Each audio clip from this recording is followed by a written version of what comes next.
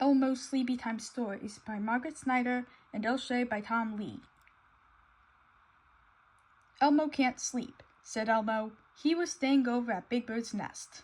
Big Bird opened his sleepy eyes and yawned. Don't worry, Elmo. I'll tell you a bedtime story and you'll be asleep in no time. So Big Bird began.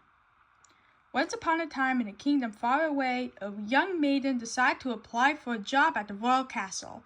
The maiden went to the castle and knocked at the door. "Oh, Prince, Prince, I'm here to apply for the princess job." The prince opened the castle door and let the girl inside. The prince led the girl to a large room.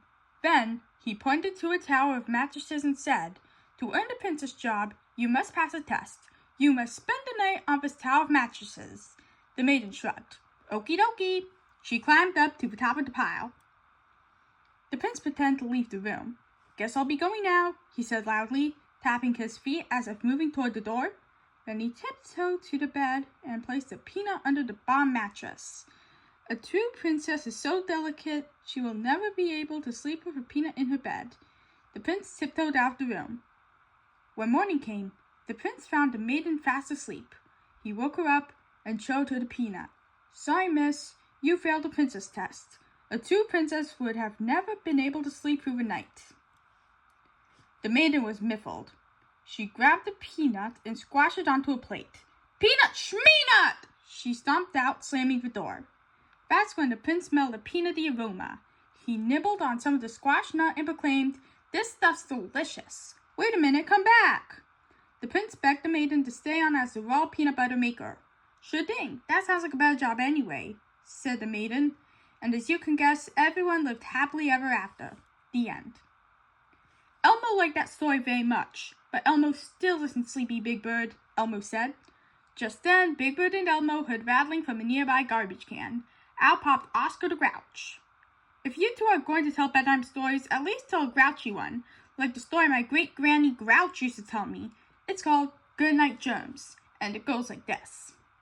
In a dark alley, there was a trash can, and some germs, and some worms, and a skunk on some junk, and an old jalopy, clunk, clunk, clunk, and a buzzing gnat, and a grouchy cat, and a flapping, squeaking, flabby bat, and a boinging spring, and a metal ding, and a broken bell with a rusty ring, and drippy slime, and gooby grime, and a bashed-up clock with a yucky chime. Good night germs, good night worms, good night everything that squirms. Good night skunk, good night junk, good night jalopy, clunk, clunk, clunk. Good night gnat, good night bat, good night squeaking crabby bat. Good night spring, good night metal ding, good night bell with the rusty ring. Good night slime, good night grime, good night clock with the yucky chime."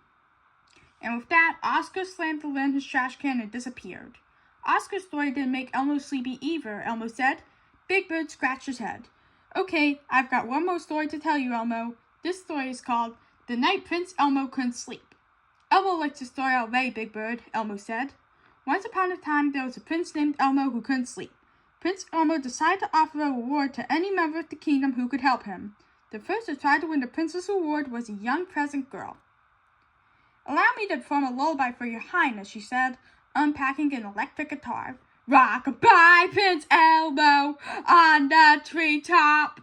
When the wind blows, the cradle will rock." When the peasant girl finished, Prince Elmo was more wide awake than ever.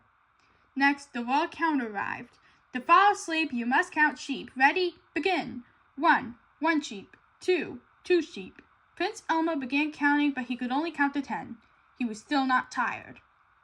Next, in marched the royal musician.